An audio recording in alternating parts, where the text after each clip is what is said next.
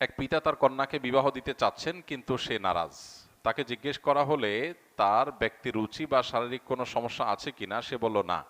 তাহলে কেন বিবাহ করতে চাচ্ছে না? সে উত্তর দিল, দাম্পত্য জীবন তার কাছে কঠিন মনে হয়। সে একাকী জীবন কাটাতে চায়। তার এক কথায় সে বিবাহ করবে না। পড়াশোনায় সে মাস্টার্স শেষ করেছে। তার বাবার আর্থিক অবস্থাও ভালো না। এই অবস্থায় তার সাথে তার পিতার মুআমালাত কেমন হবে? প্রথম কথা হলো যে, কোনো নারী বা পুরুষ যদি বিবাহ না করে একাকী জীবনযাপন করতে চায় এবং সে যদি তার চরিত্রের হেফাজত করবার ব্যাপারে কনফিডেন্ট থাকে, তাহলে সেক্ষেত্রে ইসলাম তাকে বাধ্য করে না বিবাহ করতে। আর এরকম ক্ষেত্রে যে বাবা মা আর্থিকভাবে অসচ্ছল, তাহলে সেক্ষেত্রে আজকাল বিভিন্ন উপায়ে উপার্জন করে বাবা মাকে সহযোগিতা করার সুযোগ একজন নারীর জন্য থাকে। তিনি সেই চেষ্টা করবেন, বাবা মার উপরে বোঝা হবেন না। এটা হলো মৌলিক কথা। এরপর আসা যাক এই বিবাহের প্রতি যে অনাগ্রহ, এই অনাগ্রহের কারণ কি? এটা অবশ্য ব্যক্তি ভেদে ভিন্ন হতে পারে। যার ব্যাপারে প্রশ্ন করা হয়েছে, হতে পারে তার কোনো যৌক্তিক কারণ আছে, হয়তো তার মানসিক ভীতি কাজ করছে, যেটা হয়তো কাউন্সিলিং এর মাধ্যমে ঠিক হতে পারে। আমার বিশ্বাস বা ধারণা যে এর মাধ্যমে ঠিক হতে পারে। অতএব ভালো কাউন্সিলরের মাধ্যমে যদি তাকে কাউন্সিলিং করানো হয়, বোঝানো হয় এবং উদ্যোগ নেওয়া হয়, হয়তো তার এই বিবাহ ভীতি দূর হবে। তবে অল ওভার সারা বিশ্বব্যাপী একটা বড় সংকট চলছে। সেটা হলো, গোটা পৃথিবীতে আজ বিবাহটা, এটাকে অনেকটা আতঙ্কের অপর নাম হিসাবে প্রতিষ্ঠিত করা হচ্ছে, প্ল্যান ওয়াইজ করা হচ্ছে। কেন? যাতে করে মানুষ বিবাহের পথ থেকে সরে এসে নিজেদের জৈবিক চাহিদা পূরণ করবার জন্য হারাম পথে পা বাড়ায়। এটা করলে তাদের লাভ কি?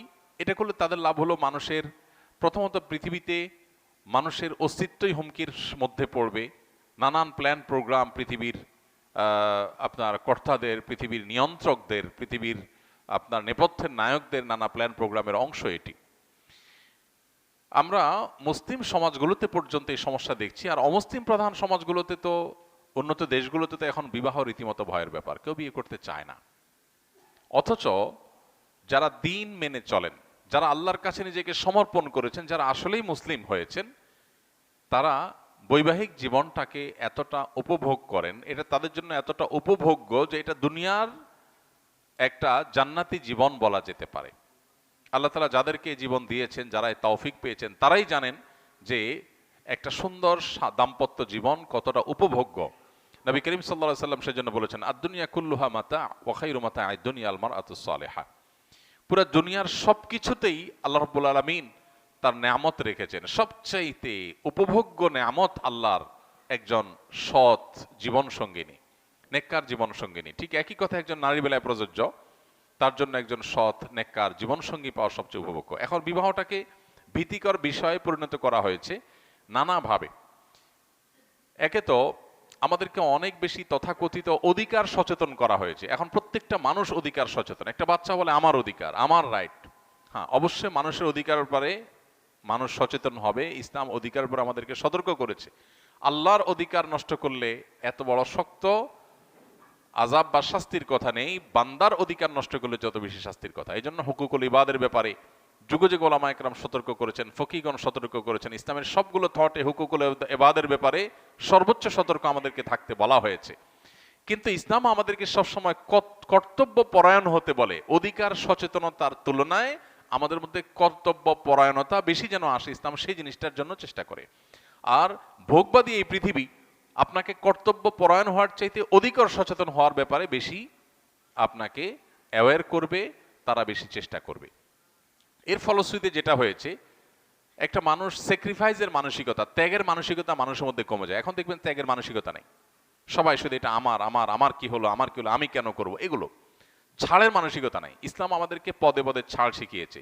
কোনো মানুষ যদি স্যাক্রিফাইস শিখে, ছাড় শিখে, শুধু দাম্পত্য জীবন না, তার সামগ্রিক জীবনে সে সুখ শান্তি পাবে। আর যদি কেউ স্যাক্রিফাইস না শিখে, শুধুমাত্র অধিকার সচেতন হয়, তো সে তথাকথিত অধিকার হয়তো পাবে, কিন্তু সে মানসিক শান্তি কখনো পাবে না। এই জন্য দেখবেন উন্নত বিশ্বে অমুসলিমদের মধ্যে ঘরে ঘরে আত্মহত্যা, ডিপ্রেশন, ফ্রাস্ট্রেশন, হ্যাঁ, আপনার নানা রকম মনোবেদনা। ইভেন মুসলমানদের সমাজেও দিন থেকে যারা সরে যাচ্ছে, তাদের মধ্যে ফ্রাস্ট্রেশন, ডিপ্রেশন বাড়ছে।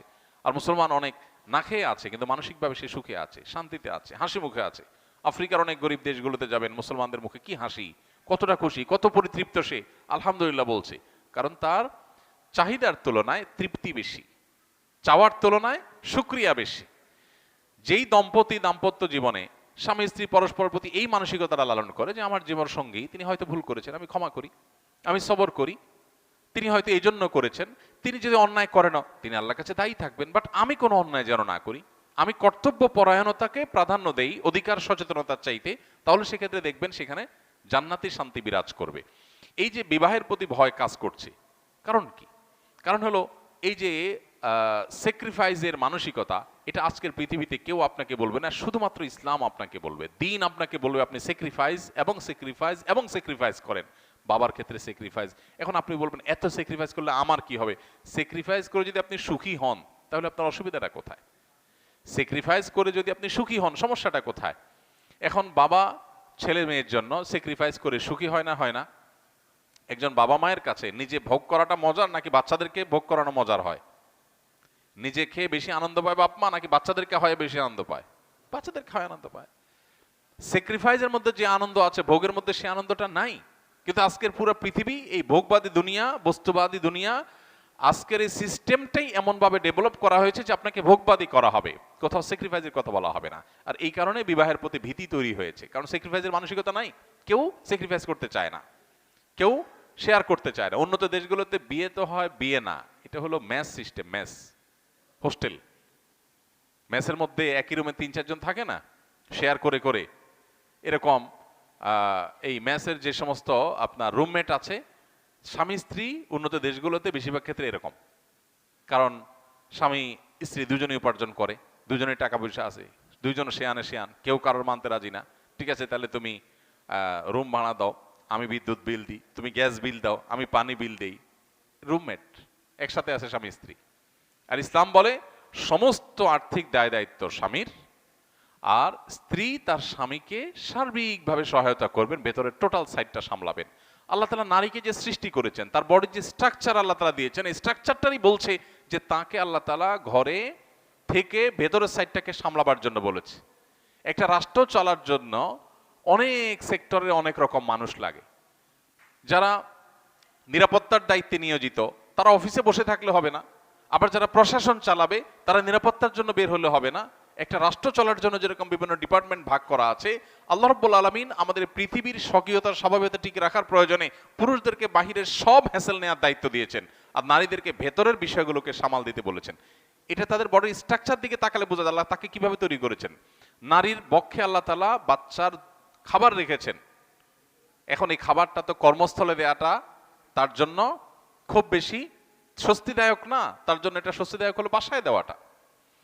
নারীর গর্ভে আল্লাহ তাআলা সন্তান ধারণ করার ক্ষমতা দিয়েছেন, পুরুষের গর্ভে সেটা দেন নাই। তাহলে সেক্ষেত্রে নারী সন্তান গর্ভে ধারণ করে অফিস আদালতে যাওয়া, কাজ করা, মাটি কাটা, রাস্তায় যাওয়া, এগুলো তার জন্য স্বস্তিদায়ক না, বাসা তার জন্য উপযোগী।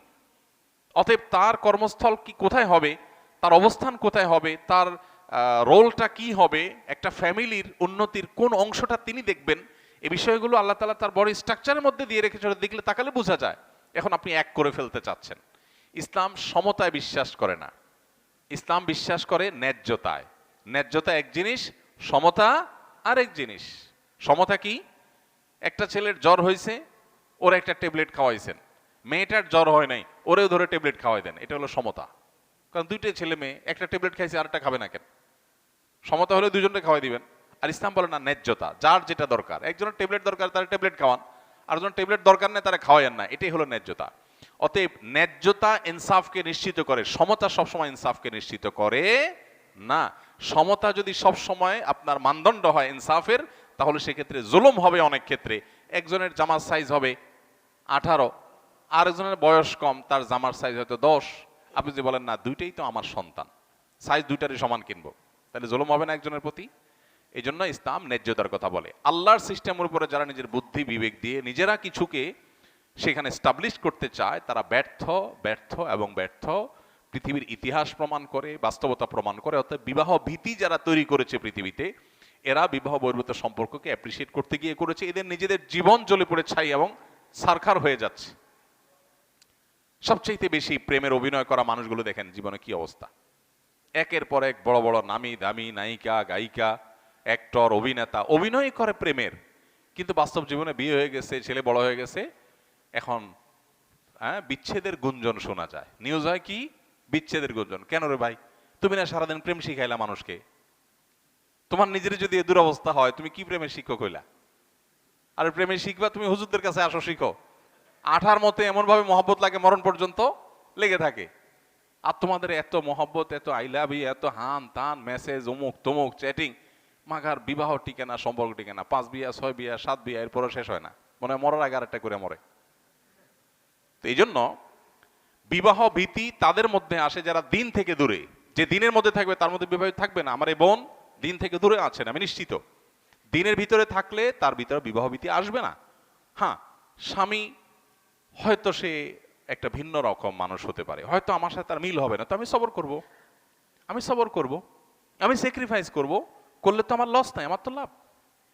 এই জন্য আজকের বিশ্বে বিশেষ করে আমাদের এই বিষয়গুলোকে খুব মাথায় রাখতে হবে। বিবাহ ভীতি আমাদের তরুণদের মধ্যে, আমাদের দেশে এখন শুরু হয়ে গেছে, যেটা পশ্চিমা পৃথিবীতে অনেক আগে থেকে হয়েছে।